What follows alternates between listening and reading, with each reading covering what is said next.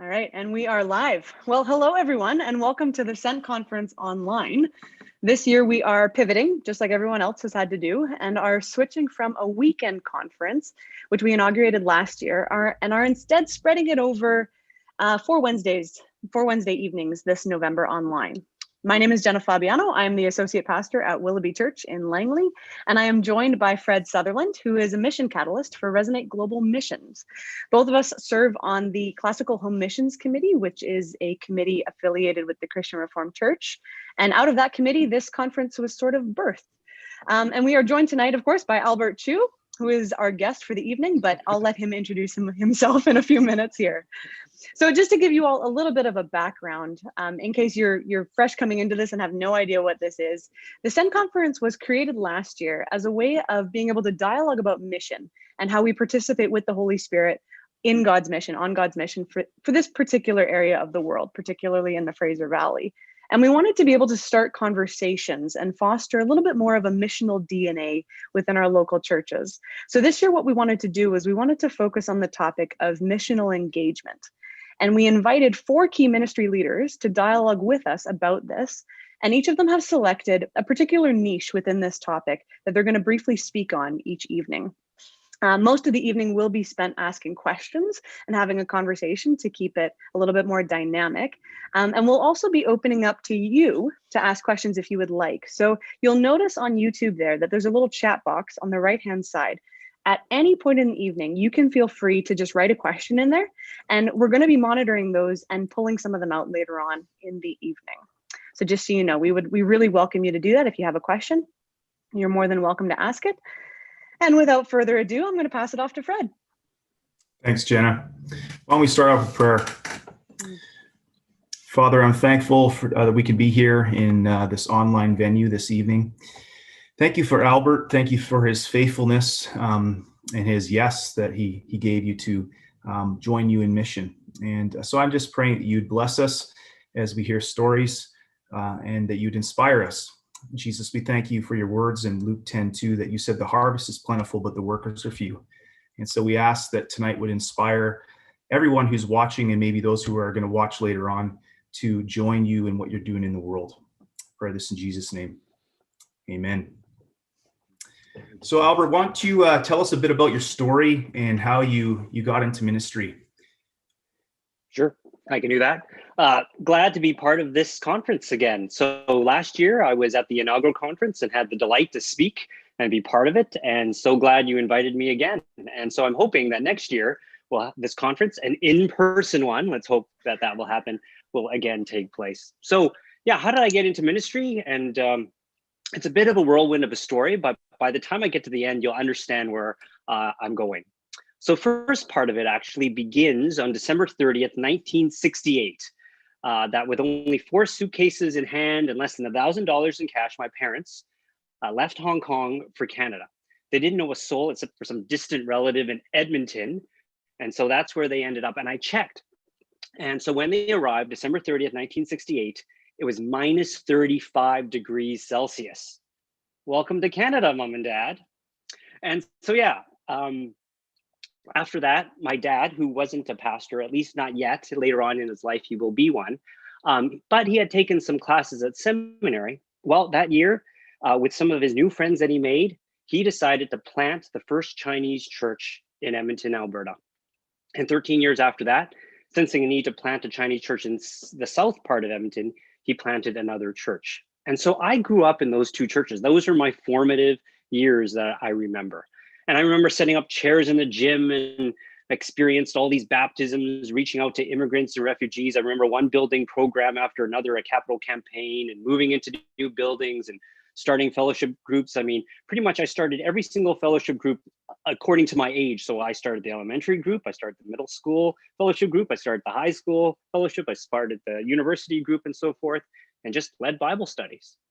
So I guess church planting has always been part of my heritage. It's the legacy my dad left me. It's been part of my DNA. And it was my experience in those church plants, as well as my time at Regent, that my understanding of church really began to consolidate. That more and more I desired to be a part of a church that was missional ethnically diverse, neighborhood orientated, and really kingdom focused on things like reconciliation and justice. So after graduating from Regent College, I became an associate pastor of a Chinese church. And I really sought to create the vision of what I really felt like what church should look like.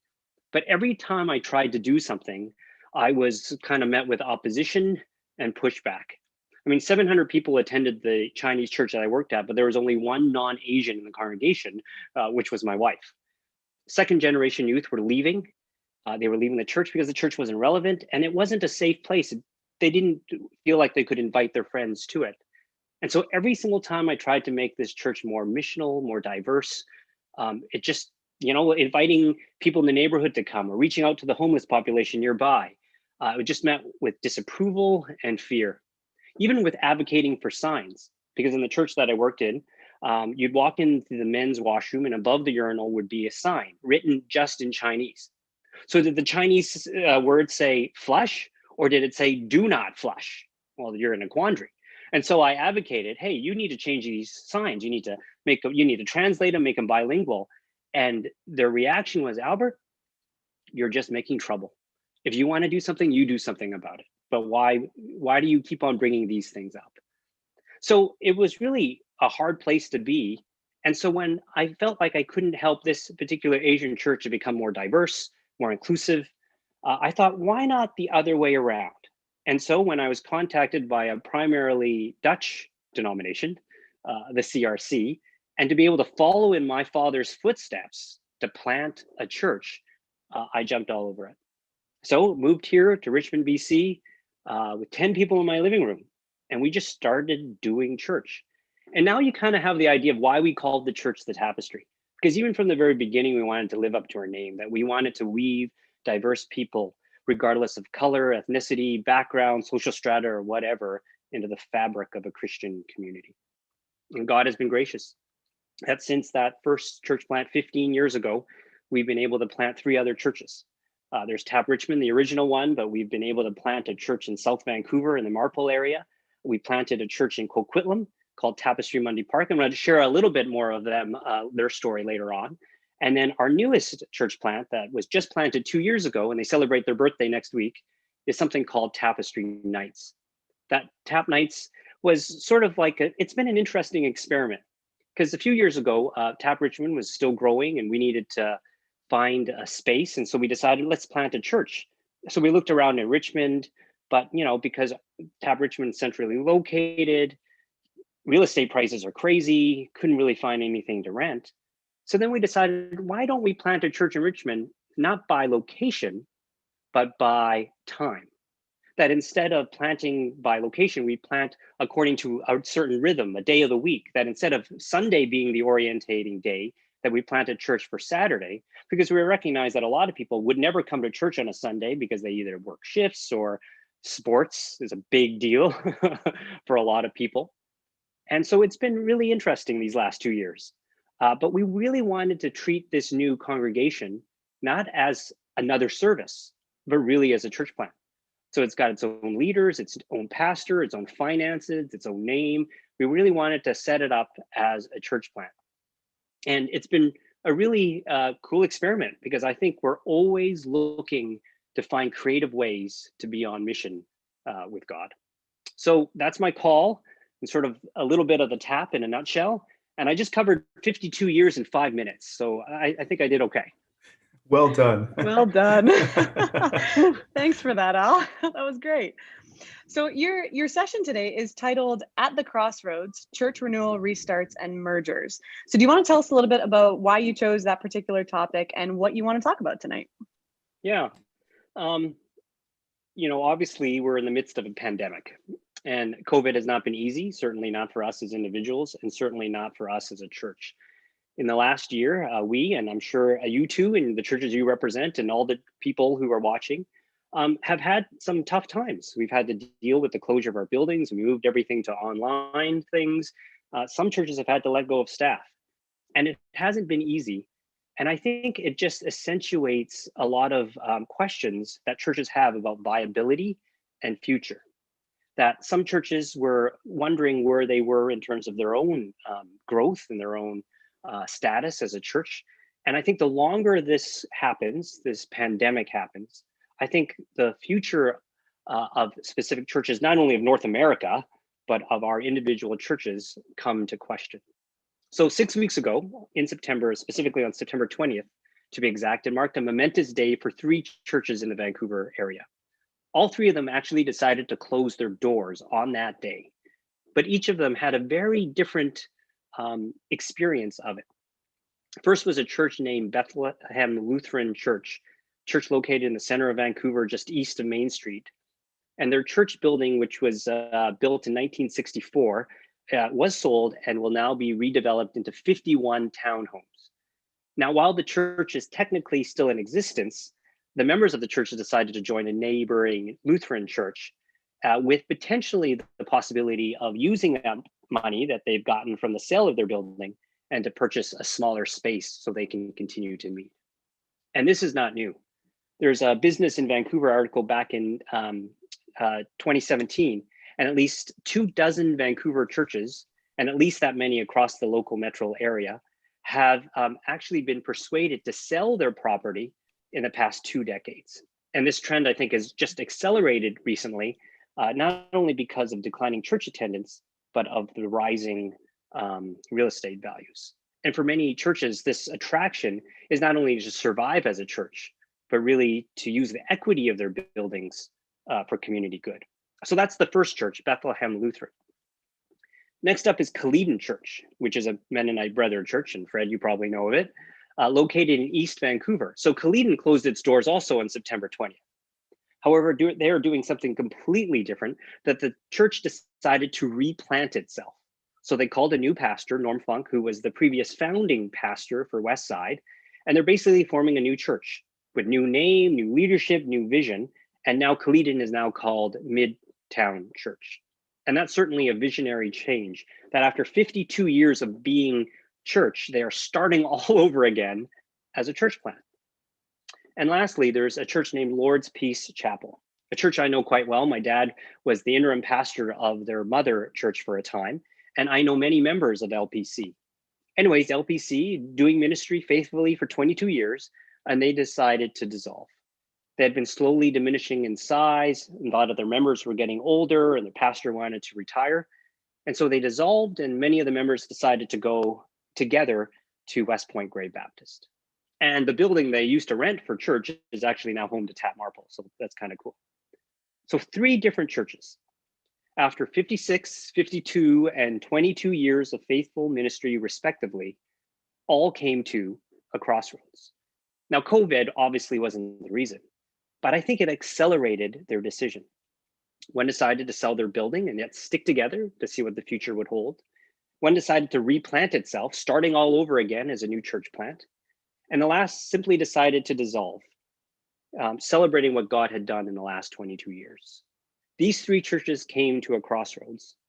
And I think we know a lot of churches, or we might be presently in a church as a member, which is facing the same predicament. Where do we go from here? You know, the life of a church is often kind of thought to be like a bell curve, right? You kind of grow, and then you start and you gradually grow, and then you reach a plateau and you kind of maintain that plateau as long as you can. And then slowly you begin to decline, and then it kind of accelerates the decline. And I think all the churches and the people watching that belong to these churches all kind of fit on this curve. So what decisions need to be made in the next few years? Do we need a new strategic plan? What can get us into this loop of maintenance and actually can further this growth? And what kind of resources are available in order to help us discern right now? I think that's what's of really interest to me. And that's why I wanted to pick this topic, because I think the line between church planting and church renewal actually blurs a lot. That sometimes in renewal, you actually need to think like a church plant. You need a new vision or a new strategic plan or a new way of doing things. Or in the case of Kaleden Church, you actually become a church plant itself. And I've had a lot of conversations with a lot of churches, especially in the denomination the 3 of us belong to, the CRC, about some of these things. And I have personally been part of 2 restart or mergers in the life of the tapestry. And so I've seen a desolation and experienced the the decline and the end of two churches, but like a phoenix coming out of the ashes, it's given birth to a new church reality. So that's what I've seen. I think that's the context where a lot of people are dealing with.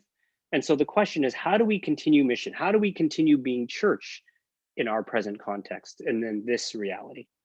So I'd love to stop here, maybe see what questions are coming out of the chat, and then I'll share a little bit more about the experience, specifically about Mundy Park and the merger there. How's that sound? That's awesome. Thanks, Albert.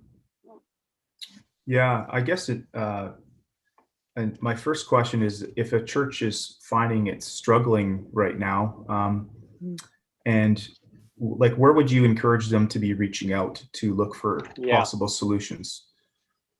Yeah, and I think that things don't obviously happen in a vacuum, in a sense that we do have a lot of resources and people that can come alongside and help.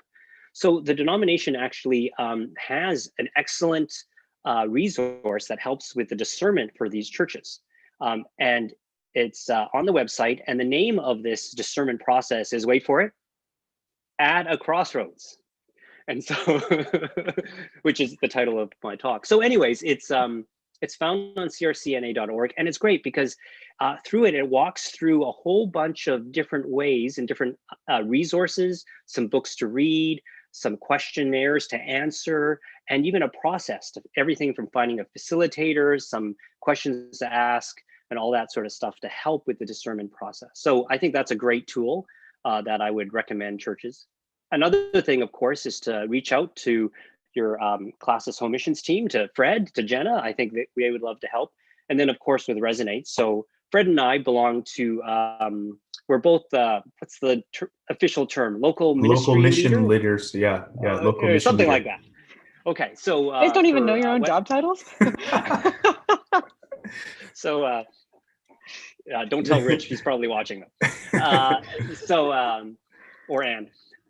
But yeah, so we would love to do this and help out and to listen to the story and give you the resources and books to read and come alongside and all that sort of stuff. Like, I have been fortunate enough to be able to have connected with a number of churches, and I would love to continue to do so. I think that's one of the reasons why I'm speaking about this, because I feel like when I was going through this process, when we were a merger with Mundy Park, there weren't a lot of resources. I tried to get as many books as I could, because there actually weren't a lot of people that, at least in our tribe, that has gone through mergers, that have been able to coach or facilitate conversations about revitalization and renewal, and or at least in a local sphere. And so I really want to fill that niche in some sense, and to help churches kind of really discern their future. So yeah, I think there are a lot of resources denominationally, classically, other pastors that you know of, and so forth. So yeah, that's an answer. That's super helpful. Just to clarify, if people are watching and they're not part of the Christian Reformed Church, could you say that web link again? It's on the it's crcna.org. So Christian Reformed Church North America.org. Yeah, awesome. And you can just type in, I think if you type in CRCNA at a crossroads, it'll come up on Google. And awesome. Thank you for that. Awesome. Al, do you want to keep talking then? I can. If there are no other questions, I'm happy to. I guess there are no questions. Not currently. So we just encourage you, if you're watching on the live stream, feel free to use the chat. It's on the right-hand side there. We'd love to hear any questions or comments as Al continues to share stories. Just throw all your wisdom at us, Al. Oh, yeah. I don't know it's wisdom. It's just stories that I've been able to be blessed to be part of. So one of these mergers that I've mentioned is the one that I've experienced personally, and it's been really cool. So back in 2015, a church in our classes named Mundy Park Christian Fellowship out in Coquitlam, about 45 minutes from Tap Richmond, was experiencing decline. The church had about 40 people at the time. Many of them, not all of them, but many of them were over the age of 60. And I had met their leaders quite a number of times for coffee. And I gave them some resources, some possibilities. I visited their council meetings a few times and, walked through that with some of their options, such as replanting, renewal, maybe hiring a younger pastor kind of with a church planting edge and so on. And then the more we discussed, the more it became very clear that they basically wanted the TAP to loan them some people in the hopes that they would revitalize. They thought that if they had an influx of volunteers, that would pretty much solve everything. So I told them very clearly that from what I had heard, basically what sounded like they needed was a change of DNA, that something might have to die and something might have to be reborn. And I honestly told them that I think it's actually harder to revitalize than it is to resurrect. And I told them I'd be happy to help and assist and continue this process as part of Resonate. But I was also clear that the TAP in itself would only come to the table if we were talking about rebirth. So they left the table. And looking back, that was probably the best thing that happened for us. I think they needed to be honest with themselves, to look in the mirror, to give an honest assessment of where they were, what they could do, and maybe be willing to think of something out of the box. So in March of 2016, a few months after my last meeting with them, they called a meeting. And I have to admit, I was cautious, but man, I was just blown out of the water, because we walked into that room and everyone almost in the congregation had read this book I recommended to them called Better Together. And it's this excellent book on church mergers. And they were ready to move on. They were ready for something new. They were ready to, have a rebirth. They were ready actually to be a merger, a daughter church of the Tapestry. And it was just amazing. So what happened next were monthly meetings in which we hashed everything out. I mean, everything. We talked about worship styles and leadership and finances and governance and budget and vision and so on. And I think anytime you have these merger talks, partnership talks, you just have to communicate, because the last thing I wanted to do was promise something and not keep it. I didn't want any bait and switch. I wanted everything upfront and clear and no surprises. So December 31st, 2016, they closed the doors. So one of the most special, momentous occasions during that whole time was actually the very last event that Mundy Park Christian Fellowship, the old church, had. They met in their sanctuary and they decided to hold a banquet. So they had food catered in, they had wine at the table, and they just shared stories. And it was just this wonderful celebration.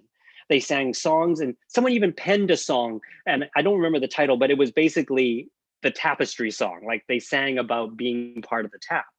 And it was just, I kind of got weepy about this. And then the last chair of council stood up and gave this excellent 15-minute summation of their history. And this is something that he wrote, and I quote. He writes, 2016 will be etched in our minds, not as a takeover, nor a church burial, but the Lord's provision for a restart or new beginning.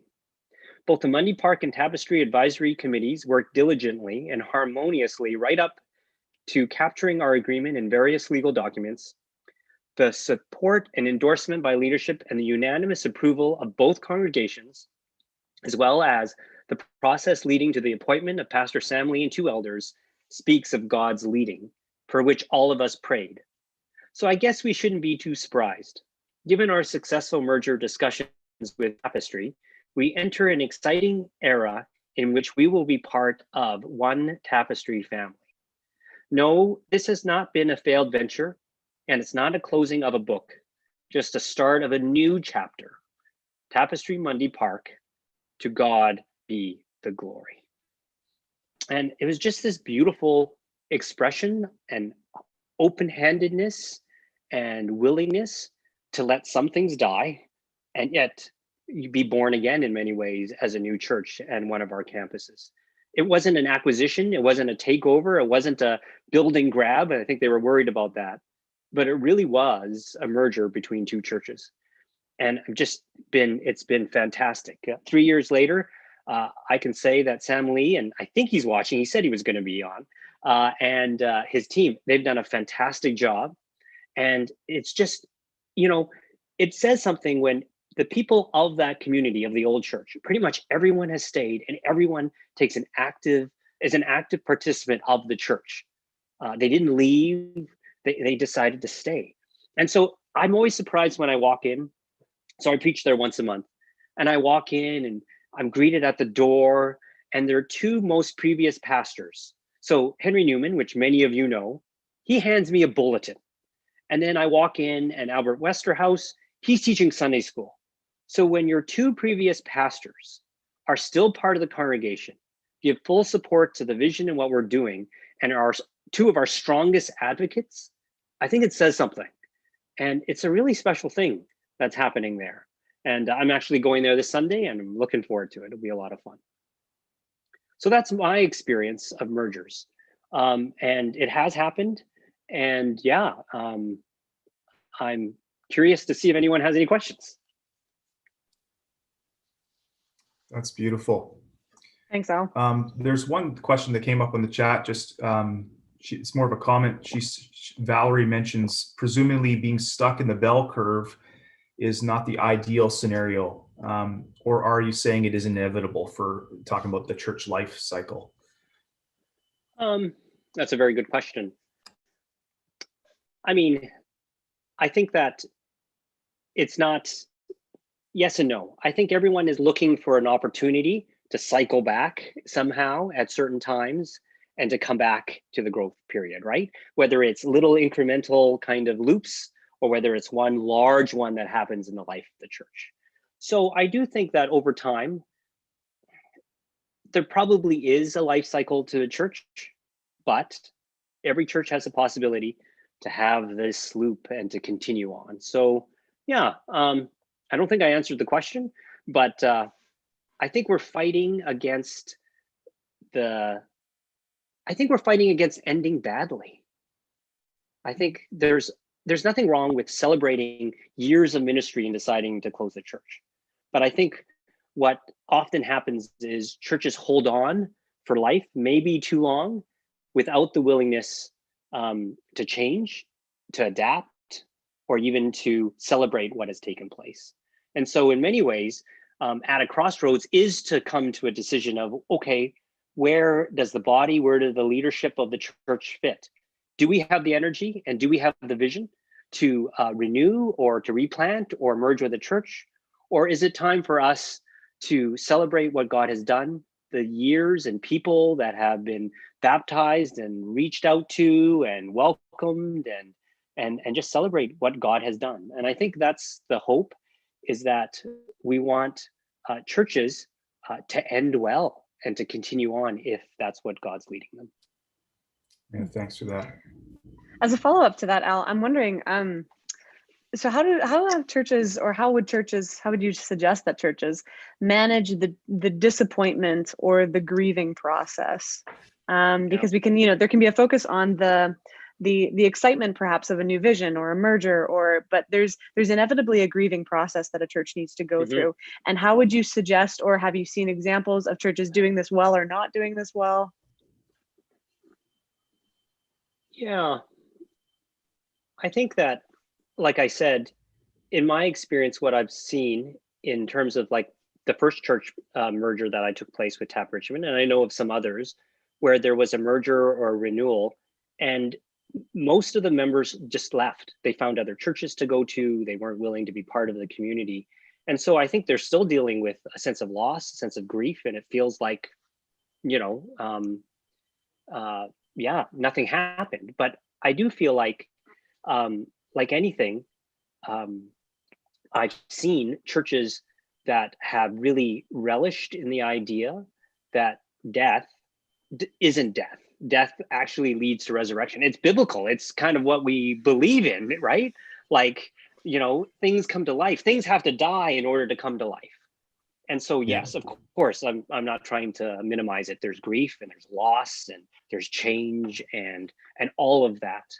But, we firmly believe that death leads to resurrection, and there is that hope of a new thing happening, a new reality, fresh expression, all of those things. And I think that it is taking the time to grieve and to remember and to reflect and lose things. But yeah, I think we have a faith that rests on hope and vision and future and resurrection. And that's the hope, that not to minimize grief again, but the hope is, resurrection that comes. Yeah. The kind of the image that's coming to mind is often I talk about living life with open hands or closed hands. And I feel like this whole process really requires just humility and openness to the Lord leading and guiding. So, and that's a testimony of Jesus at work. So Yeah. thanks for sharing that. Absolutely. Al, what would you say are some of the sort of key either learning curves or things that you've learned that might be helpful for any church thinking about either a renew, a restart, or a merger? Yeah, that's good. That's a good question. The first thing I've already mentioned, yeah, like you don't have to do it in a vacuum. Like there are good resources.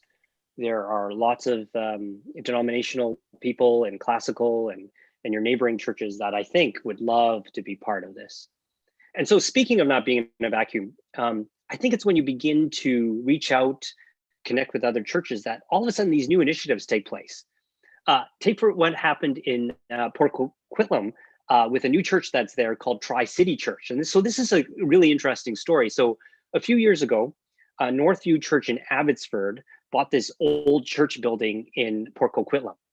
They wanted to plant, but they're a big church in Abbotsford, and who are they going to send all the way from Abbotsford out to Poco in order to plant? However, a church in the same denomination, Crossridge Church, well, they had someone on staff, which is a church planting apprentice, who actually grew up in the neighborhood of that church and would jump over the idea of planting a church in his old hood. And Crossridge Church had members who were driving from Poco to Surrey to their campus. And so they could actually send these people back to Poco. And then they reached out to Westside Church, who has a lot of experience planting churches. And so these three churches, Northview, who had a building and finances to invest in a church plant, Crossridge, who had a church planter and had people to send, and Westside, who had a model, a structure, a coaching system, experience in planting, these three churches decided to partner to plant a new church. And it wouldn't have happened unless people started talking and reaching out and communicating and seeing what each church could provide and give. And I think I could see that happening here. For instance, what would it be like for a few churches in the Fraser Valley, I don't know, to partner together and to plant a church or to help each other to replant or to experience renewal? So I think that's a possibility, is that those resources, or how do we embrace this new journey, is to begin to communicate and make relationships with other churches and see what partnerships can kind of percolate and come out of this. Which leads me to my last point, I think, in terms of how we can embrace this. I know a lot of churches are actually really cautious when it comes to church planning, because there's this hesitancy, right? And losing people and losing resources and so on. But what I've experienced is actually the exact opposite, that I actually see church planting as an engine of discipleship, that people called to church plant, to be part of a church plant, grow as disciples of Jesus. They actually have to. In our church planting experience, there are many people that have stepped up into leadership positions. For instance, there's one person that used to come to Tap Richmond and used to come faithfully on Sundays, but sat in the back and wasn't really very much involved. And then when she heard that we were planting Tap Marple, and she happened to have moved recently to Vancouver, she decided that she would move from being a bench warmer, and those are her words, not mine, to move from a bench warmer to be part of the starting team. So she jumped in, she started inviting people to come, she joined the leadership team, now is an elder of the church. That something about church planting and the newness, the excitement, the need to fill empty seats and so on, to engage the neighborhood, helps people become better disciples of Jesus. But not only that, discipleship happens then in the sending church too. That not only do people in the sending church hear these amazing stories of what's happening in their daughter church and gets motivated and inspired and so forth, but they begin then to jump into the liminal space that was vacated by the members who had left. So for instance, we have planted 3 churches now in the last 5 years. And our hope is always to send 72 people, if we can, to the new church plant. And so in doing that, we have lost a lot of good people. And so one of the hardest hits is our worship ministry. Because, you know, when you send lots of worship people and stuff, it's really hard to replace them. But what we have found is that new people come, young people step in, people we didn't know could drum can drum and are part of the team and be welcomed. And what happens that people step in and they step out, that people begin to reach out to others. People sometimes are more engaged with church. They move into leadership positions. They become discipled. That sometimes when a church actually goes to plant a church, they're the ones that actually grow. They get healthy and become more missional just because they do that. So I think there's some concern, and reasonably so, because you're losing good people and resources. But I do feel like, when you're generous and when you're giving and you're sending, God in his economy is generous and he provides and people come. And it's just this, really neat thing that happens, that when we step out in faith, sometimes God, meets you in that, very much so. Yeah. That's beautiful. Thanks for sharing that. One question I have for you, Albert. Not everyone watching this is a church leader. And so what would you say to those watching who are serving in lay leadership about why this conversation should matter to them? Yeah. Whether you're a church leader or whether you're a member of the church, and I don't love that dichotomy sometimes, but if you're watching this and you're interested in this, it's ultimately because you love the church. The church is your community. It's the community you grew up in, you got married in, you got your kids baptized in, you've come for 10, 20.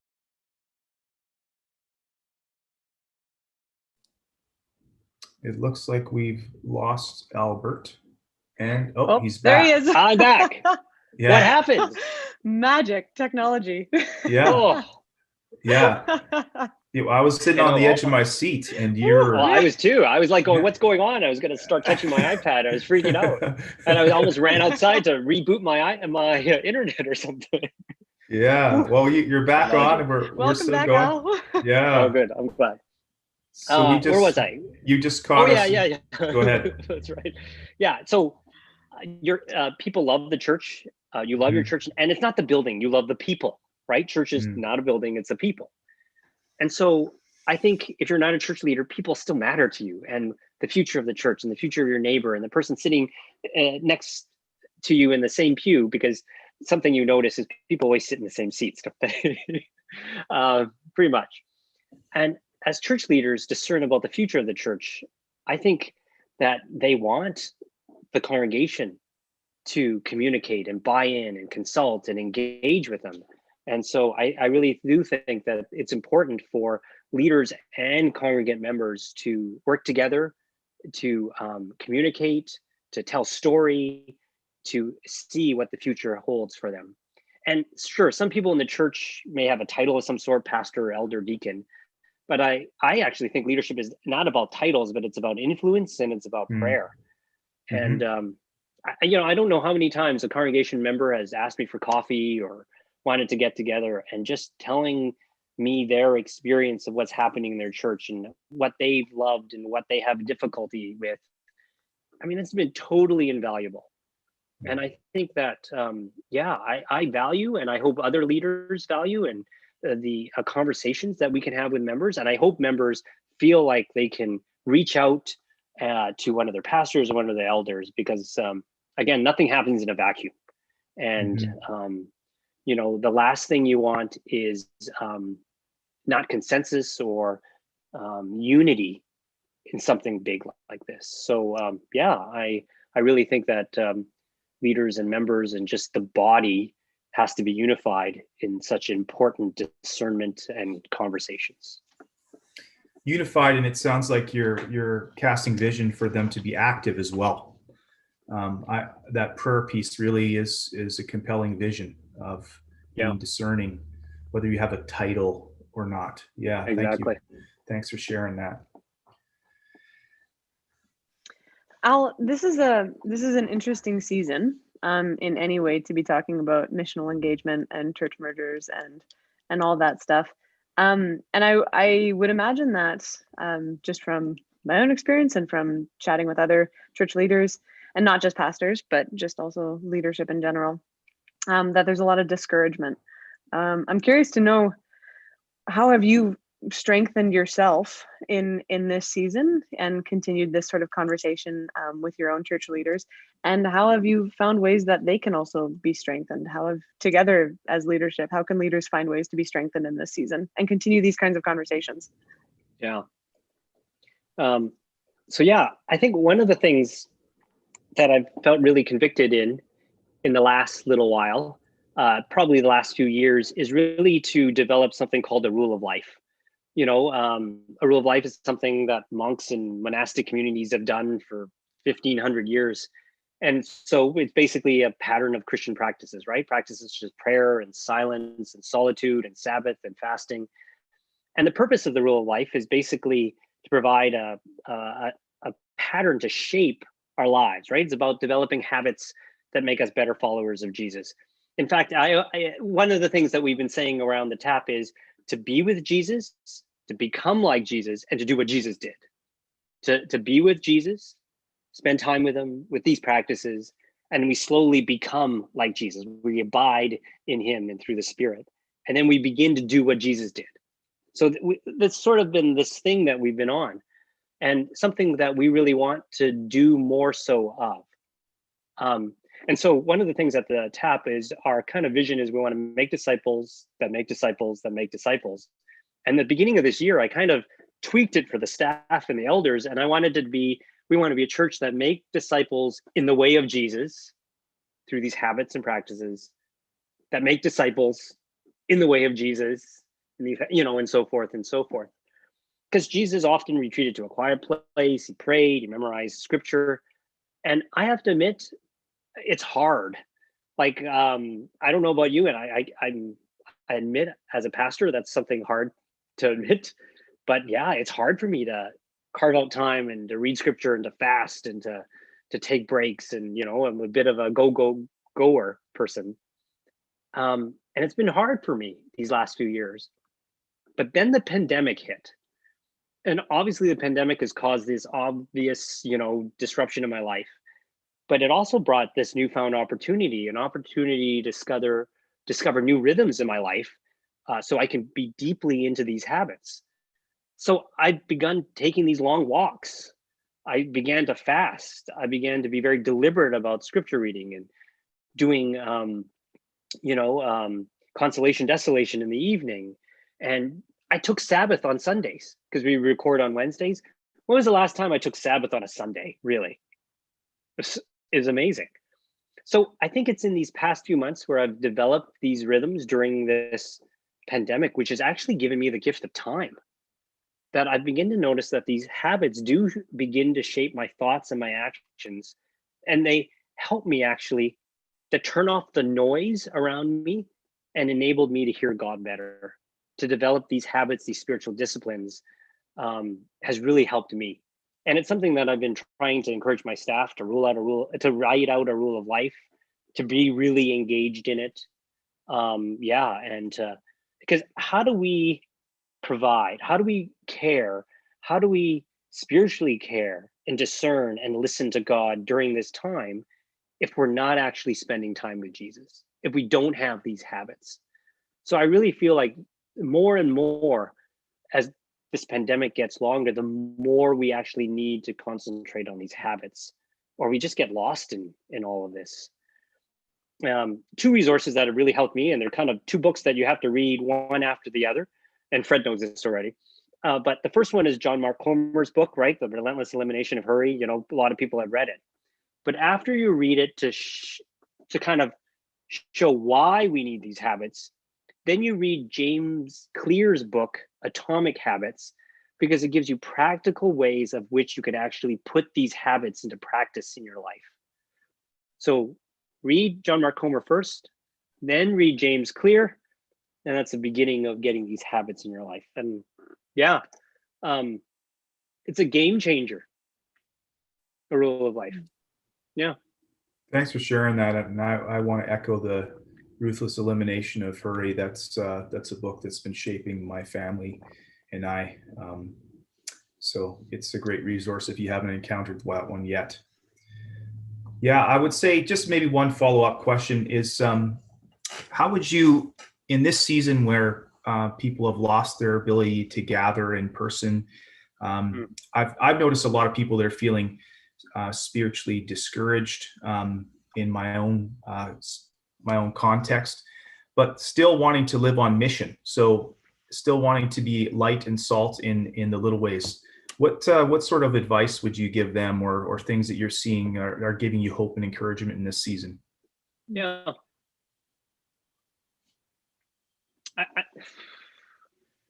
Yeah, it is discouraging. I think yesterday my wife and I were sitting there in our living room, just sitting there going, when was the last time we actually had people over, like our neighbor over? And we lamented that, because that's one of the ways that we engage our neighborhood, is to invite our neighbors over and stuff. And that's a loss. It's been hard not being able to do that. But then on the other hand, what I found is these beautiful conversations and relationships that have happened just as a result of this. So what happens is, at least in the summer, we haven't done it yet in the last little while. So my wife and I would just sit on the front of our townhouse complex. So we'd have 2 lawn chairs. We'd have an alcoholic beverage of some sort that we would enjoy in the middle of the day. And you'd be amazed at how many people come by, just walking by, talking, coming along, putting their chair outside, bringing their own beverage, just sharing stories. COVID's happening. Like, there are so many ways of which we can still be very engaging in our neighborhood, to think missionally. And it's just the willingness to maybe step out a little bit. I do want to say one more thing. I said this a little while at another thing I spoke at, but I really feel more and more that COVID and a post-COVID world and how we do missions is actually, we as a church need to embrace the small more and more. That I do feel like North American church has always been defined as big worship presentation, audience, non-participation, big worship team, 10 people on there, all with skinny jeans, doing their thing. And I think more and more, there needs to be a realization that with COVID, with social distancing, with things, church actually is better defined. And we would all agree in our experience with small groups and quads and cohorts, church happens in smaller settings. There's prayer, there's community, there's accountability, there's sharing, there's meals. And I think more and more the church needs to get out of the big presentation worship service and then join a small group. It has to be groups and networks of cohorts and small groups that gather, that maybe once in a while would gather together for a big worship service. But I feel like being on mission, maybe in North America, and especially in a post-COVID world, the church needs to embrace the small more and more. I think that's a reality that we're facing. And so that's my encouragement to answer your question, Fred. Sorry about the long way around. What are ways of which you can embrace the small with a cohort? And it doesn't have to be something big. You can just say, hey, for 6 weeks, you 5 guys and I, we're going to ride our bikes, stop and pray. And we're going to pray through whatever. And we're going to do that. And we're going to do life and community. And then I want to pick another 5 guys and do it next time. I don't know what it is, but what are the ways of which we can be on mission, but in smaller, deliberate, intentional, spiritual, discipline, habit forming ways to really build and make disciples that make disciples, and so on and so on. Beautiful. And I think I would add for the church leaders that are watching this, that I think that's an opportunity for you to focus on equipping the people in your congregation to live that way. Yeah. Jenna, should we change to some of the questions that have been coming up on the? Absolutely. So we got some. Okay. Yeah. And feel free to add more. We're going to just transition here. We got one watching. From Valerie. And she's saying, on an organizational level, what preparations ought we to undertake now as we look to restart in normal operations post pandemic? So would you speak to that at all? So Val, can you clarify? Are you talking about in terms of churches gradually reopening, or are you thinking of the bigger picture in terms of an actual kind of process in which a church has to evaluate kind of what it's been doing in the past moving forward? So looks like she hasn't. It'll be take a little bit of time, so maybe I'll just reread the question. Sure. Why don't you reread the question? I'll just write answer it now. Yeah. So on an yes and yes, she says yes and yes. Oh, fast. Yeah. Thanks, Val. Yeah, thank you. Yeah, in the immediate future, I every church is doing different things in terms of how they're coping with the pandemic in the here and now. Most churches are moving towards meeting in person, and most of the churches are streaming those in-person things. We have not found a way out, or a way. I think we're providing a whole bunch of different opportunities. We've pretty much tried whatever we could. We started cohorts that are met with some interest. We continue our meeting in small groups. We encourage families to cohort together, like two families coming together and being a small group and doing life. We've done in person. We do a pre-record video. There's just so many different things. And so, my encouragement in all of this is, again, what I alluded to, and something that I'm guilty of. I think the church needs to be better at providing pastoral care and listening to our congregants, showing up at their door and asking what they need. And so I don't know if we do that enough. So Tap Marpole just recently decided that they would visit pretty much every member with these, like a little gift, and they would meet on their front door and they would just drop something off and check in on people. And pretty much one person was sharing a little while ago about how, every single time she went to stop in at a church member, they would be standing outside. The person who opened the door might have been in their shorts, but these conversations would last half an hour, and then build community and storytelling and what's going on, and just a real sense of community. And hey, we're all in this together. And I think we need to do more of that. I don't know if churches are doing enough pastoral care. And you don't have to visit, but just a phone call, a check-in, a gift at the door. But I do feel like we need to do more and more of that in the interim. We need to look after each other better. Thanks. In the big scheme of things, I think that, like I said, and how I began, I think COVID kind of accentuates okay, what's the future of the church? And do we need a time to really gather as a congregation, name the present and what we're dealing with as a church, and discern the future? What does it look like for us as a church to move forward? Maybe do we need to come up with a strategic plan? Maybe we need to relook at our values. Maybe we need some structural changes. And so, like I said, I would encourage you to connect with other leaders and people that might be able to give you the resources and to help facilitate some of these discussions. I guess part of it's not being afraid to be a little creative, eh? Yeah. No, not at all. So on that, Valerie kind of has a follow-up question. She says, should we reinvent the church? And I think that's speaking to creativity. So would you say anything to that? No, I'm a firm believer that there are different churches for different people, and different churches for, I think it's finding and being creative and finding the community in which God has called you to be.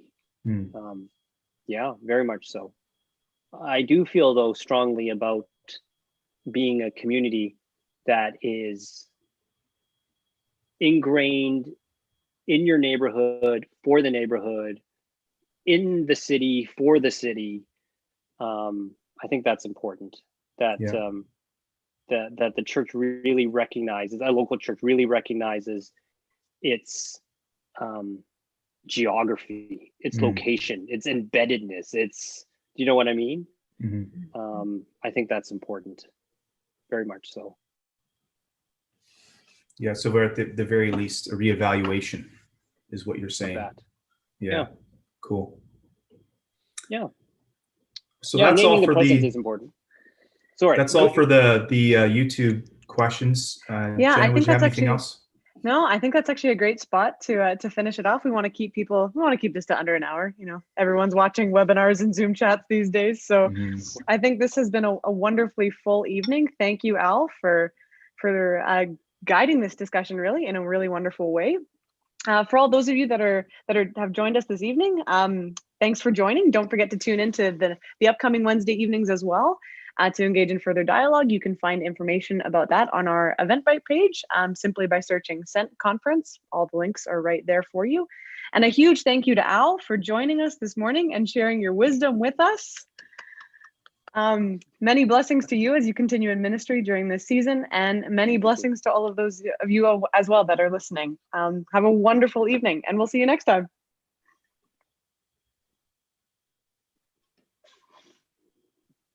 All right, folks.